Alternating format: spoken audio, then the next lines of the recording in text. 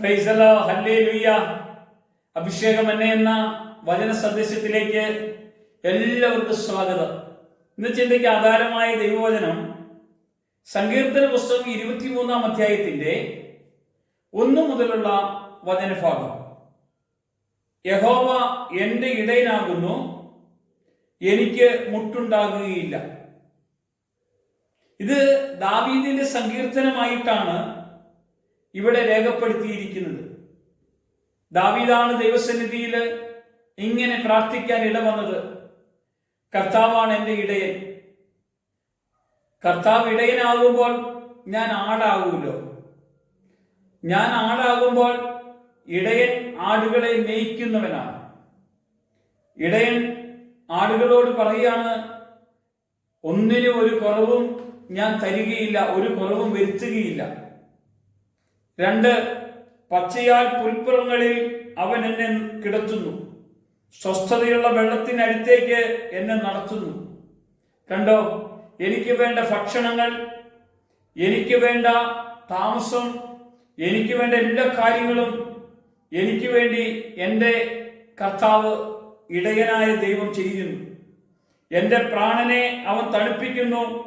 തിരുനാമ നിമിത്തം എന്നെ നീതിപാതകളിൽ നടത്തുന്നു.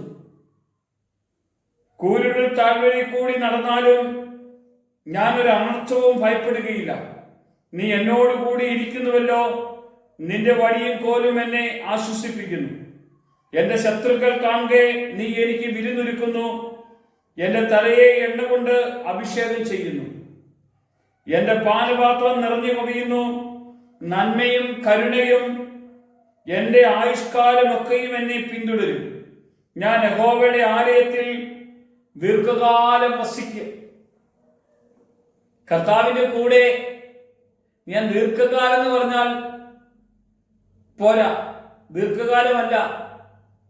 കർത്താവിന്റെ കൂടെ എന്നേക്കുമായി വസിക്കും. കാലം നിർണയിക്കാൻ പറ്റുകയില്ല. കർത്താവിന്റെ കൂടെ വസിക്കുന്ന വിധത്തിലേക്ക് എന്നെ കർത്താവ് അവന്റെ കൂടെ ചേർക്കും. പ്രിയമുള്ളവരെ, ഞാൻ ഒരു കാര്യം ചെയ്യണം, എൻ്റെ കർത്താവിനെ കണ്ട്, കാരണം ഇടയനായ ക്രിസ്തു, കർത്താവ് എൻ്റെ ഇടയൻ, എനിക്കൊന്നിനും കുറവ് വരുത്തുകയില്ല എന്ന് പറഞ്ഞവൻ. യോഹന്നാൻ സുവിശേഷം 10-ാം അധ്യായത്തിന്റെ 10-ാമത്തെ വചനത്തിൽ യേശു കർത്താവ് പറയാണ്, ഞാൻ ആടുകളുടെ വാതിലാണ്. ഞാൻ ആടുകളുടെ വാതിലാണ്. ഈ വാതിലായ എന്നിലൂടെയാണ് ആടുകൾ ഇറങ്ങിപ്പോകുന്നത്, ആടുകൾ കയറി വരുന്നത്. ആ ഇടയന്റെ ശബ്ദം ആടുകൾ കേൾക്കുന്നു.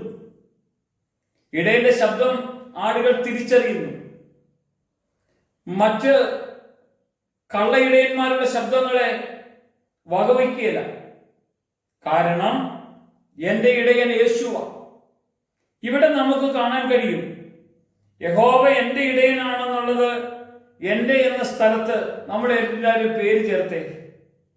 എൻ്റെ ഇടയൻ, എനിക്ക് ഒന്നിനും മുട്ടുണ്ടാകുകയില്ല.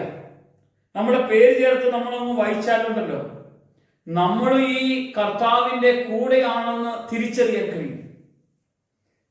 അവന്റെ കരുണയും നന്മയും കരുണയും എൻ്റെ ആയുഷ്കാലമൊക്കെയും എന്നെ പിന്തുടരും. ഞാൻ യഹോവയുടെ ആലയത്തിൽ എന്നേക്കുമായി വസിക്കും. പ്രിയമുള്ളവർ, അവനോട് കൂടെ വസിക്കാനുള്ള, വാസം ചെയ്യാനുള്ള വരവ, കൃപയ അവൻ എനിക്ക് തരുന്നത്. ദാവീദിനെ കുറിച്ച് നമ്മൾ ചിന്തിച്ചാൽ അവനൊരു ആട്ടിടയനായിരുന്നു.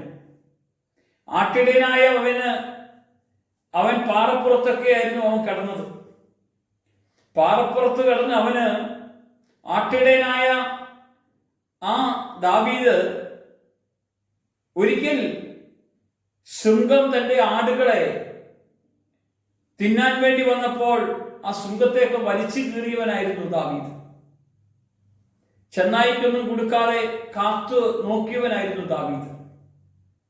ദാവീദ് പറയാണ്, കർത്താവിന്റെ ഇടയൻ, കർത്താവിന്റെ ഇടയൻ.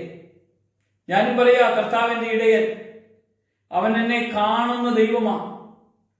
ആട്ടിടയനായി അവനെ രാജകൊട്ടാരത്തിലേക്ക് കൊണ്ടുവന്നൊരു ദൈവമുണ്ടെങ്കിൽ ഇതുപോലെ നമ്മയും ദൈവത്തോട് കൂടെ ഒരു രാജകീയ പുരോഹിത ഗണമാക്കി ദൈവം മാറ്റിയെങ്കിൽ അവന്റെ കൂടെ ജീവിക്കാൻ എത്ര സന്തോഷമാണ്, എത്ര ആനന്ദമാണ്, എത്ര സന്തോഷമാണ്, എത്ര അനുഗ്രഹമാണ് പ്രിയമുള്ളവരെ.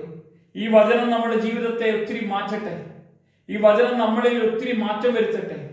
ഈ വചനം കൊണ്ട് നിന്റെ ഭവനം അനുഗ്രഹിക്കപ്പെടും, നിന്റെ കുടുംബം അനുഗ്രഹിക്കപ്പെടും, നിന്റെ മക്കൾ അനുഗ്രഹിക്കപ്പെടും. ആവർത്തിച്ച് പറയണം, എന്റെ ഇടയനാണ്, എനിക്കൊന്നിനും കുറവില്ല, എന്നെ അവൻ കാക്കുന്ന ദൈവമാണ്, എന്റെ കുടുംബം അനുഗ്രഹിക്കപ്പെടുന്നു, എന്റെ മക്കൾ അനുഗ്രഹിക്കപ്പെടുന്നു, എന്റെ എല്ലാ വസ്തുവകളും അനുഗ്രഹിക്കപ്പെടും. കാരണം എന്റെ ഇടയൻ കൂടെയുണ്ടല്ലോ.